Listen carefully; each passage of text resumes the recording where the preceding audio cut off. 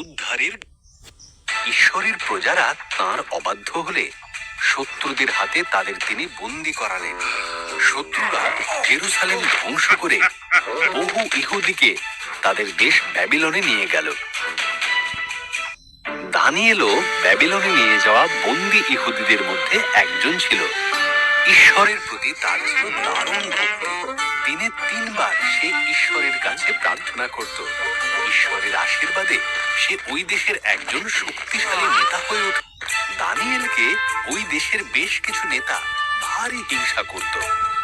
তাই তারা এক নতুন আইন তৈরি করলো। তাতে বলা হলো, লোকেরা কেবলমাত্র রাজা দারিয়াসের কাছেই প্রার্থনা করবে। যারা এই কথা মানবে না তাদের সিংহের গুহায় ফেলে দেওয়া হবে। দানিয়েল তবুও ঈশ্বরের কাছে প্রার্থনা করল এবং তাকে বন্দী করা হলো। দারিয়াসের দুঃখ হলো, কারণ তিনি দানিয়েলকে পছন্দ করতেন। তিনি বুঝলেন তাকে ফাঁসানো হয়েছে, কিন্তু তিনি আইন বদলাতে পারলেন না।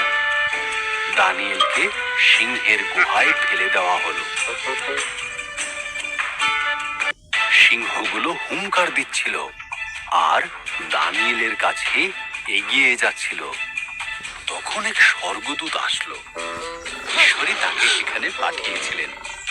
দিনের আলো ফুটলে রাজা দারিয়াস দেখতে গেলেন দানিয়েল বেঁচে আছে কিনা। দানিয়েল বললেন, ঈশ্বর এক স্বর্গদূতকে পাঠিয়েছিলেন আমাকে বাঁচানোর জন্য। রাজা শুনে খুবই আশ্চর্য হলেন। দানিয়েলকে গুহা থেকে বের করে আনা হলো। রাজা দারিয়াস তখন দানিয়েলের শত্রুদের গুহায় ফেলে দিলেন। সিংহেরা তাদের খেয়ে ফেলল। রাজা দারিয়াস তার রাজ্যবাসীকে বললেন তারা যেন সবাই দানিয়েলের সর্বশক্তিমান ঈশ্বরের আরাধনা করে।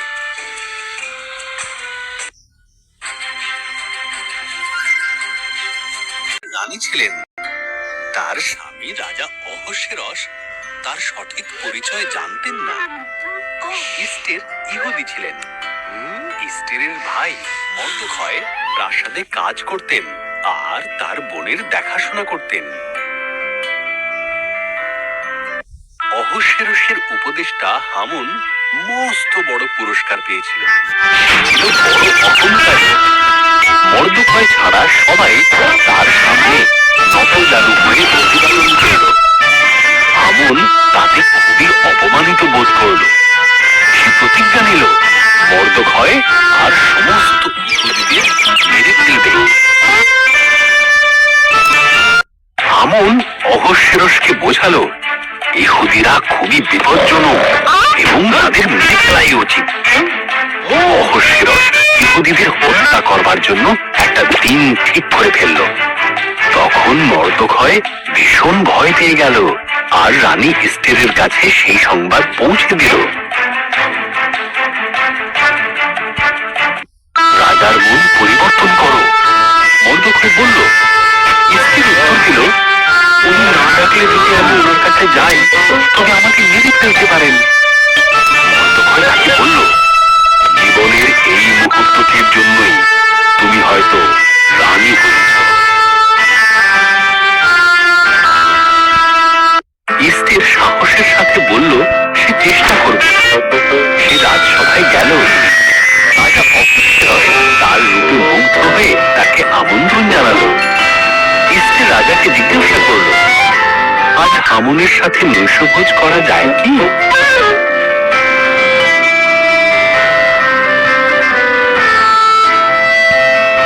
হামুন প্রাসাদের পেছন দিকে এক মস্ত ফাঁসি কাঠ তৈরি করা ছিল। সে মনে মনে ভাবল মর্দখয়কে ওখানেই ফাঁসি দেবে। এমন সময় রাজার নিমন্ত্রণ এসে পৌঁছালো তার কাছে। সেই রাতে নৈশভোজে হামুন প্রাসাদে গেল।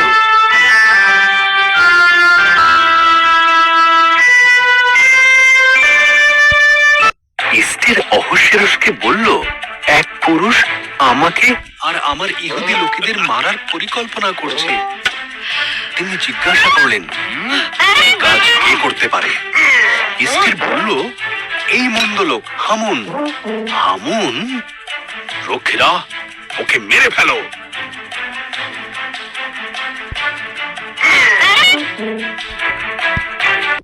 মর্দখয়কে মারার জন্য যে ফাঁসি কাঠ হামুন তৈরি করিয়েছিল সেইখানে তাকেই ফাঁসি দেওয়া হলো।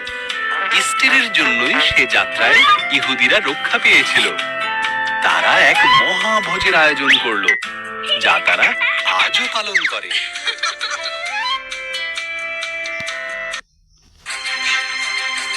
পানপাত্র বাহক ছিল নহিমীয়। একদিন সে শুনতে পেল জেরুসালেম ধ্বংস হয়ে গেছে আর তার মিত্ররা খুব বিপদে পড়েছে। সে ঈশ্বরের কাছে সাহায্য চাইল। ঈশ্বর নহিমীয়কে সাহস দিলেন যাতে সে গিয়ে রাজা অহস্যেরসকে সব বলতে পারে।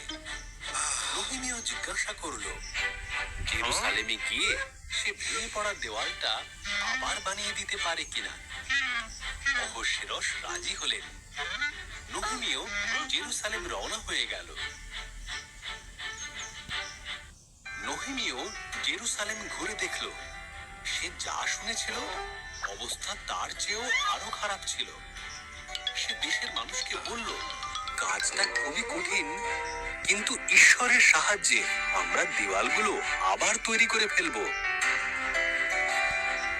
প্রত্যেকে পরিবার নিয়ে ও দল তৈরি করে কাজ শুরু করে দিল এবং প্রথমে তারা দরজাগুলো ঠিক করতে শুরু করলো। তারা মেষ দরজা, মাছ দরজা, মুসল্লমের দরজা এবং অন্যান্য দরজা মেরামত করলো। তারপর তারা দেওয়াল গড়ার কাজে হাত দিল। প্রথমে তাদের শত্রুরা হাসলো, কিন্তু দেওয়াল যত উঁচু হতে লাগলো তারা তৈরি হতে লাগলো আক্রমণের জন্য। তখন ঈশ্বরের প্রজারা এক হাতে দেওয়াল বানাতে লাগলো, আরেক হাতে অস্ত্র রাখলো লড়াই করার জন্য।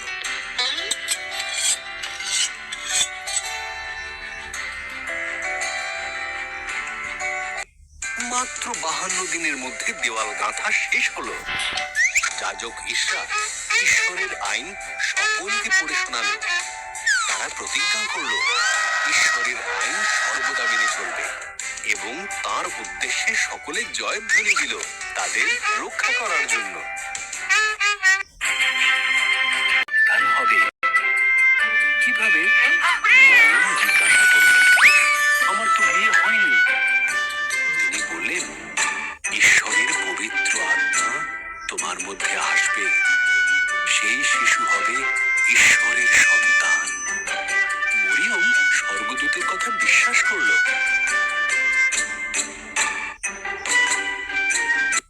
জোসেফের সাথে মরিয়মের বিবাহ ঠিক হয়েছিল, কিন্তু জোসেফ মরিয়মের কথা বিশ্বাস করল না। তখন এক স্বর্গদূত এসে তাকে দেখা দিল আর বলল, মরিয়ম মিথ্যে বলছে না, তার পুত্র হবে ঈশ্বরের সন্তান। তোমরা তার নাম রেখো যিশু। বেশ কিছু মাস পেরিয়ে গেল। সরকারি নিয়ম অনুসারে জোসেফ তার নিজের দেশ বেথলেহেমের উদ্দেশ্যে যাত্রা শুরু করল। এই দীর্ঘ যাত্রায় মরিয়মের প্রসবের সময় এসে পড়ল। বেথলেহেমের সমস্ত সরাইখানা লোকে ভরে গিয়েছিল। তাই ঈশ্বরের পুত্র জন্ম নিলেন এক গোয়াল ঘরে। কাপড়ে জড়িয়ে খড়ের বিছানায় তাকে শোয়ানো হলো। জোসেফ মরিয়ম তাদের পুত্রের নাম রাখল যিশু। সেই রাতে বেথলেহেমের কাছে এক স্বর্গদূত এসে মেষ পালকদের দেখা দিল। সুখবর! স্বর্গদূত বলল, তোমাদের পরিত্রাতা জন্ম নিয়েছেন। তিনি বেথলেহেমের একটি জাম পাত্রে শুয়ে আছেন।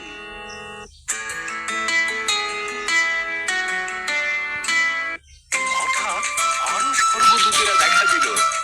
এত সংখ্যায় তারা আসলো যে পুরো আকাশ তাদের দ্বারা ভরে গেল। তারা প্রত্যেকে গাইতে লাগলো, স্বর্গে ঈশ্বরের গৌরব হোক, আর যারা তাকে ভালোবাসে তাদের শান্তি হোক। যখন স্বর্গদূতেরা চলে গেল, নিষ্পালকেরা বেথলেহেমে তাড়াতাড়ি পৌঁছালো। তারা শিশুটিকে একটি জাম পাত্রে শোয়ানো দেখতে পেল। তাদের পরীক্ষা প্রথম স্বর্গদূত যেমন বলেছিলেন ঠিক সেই রকমই ছিল।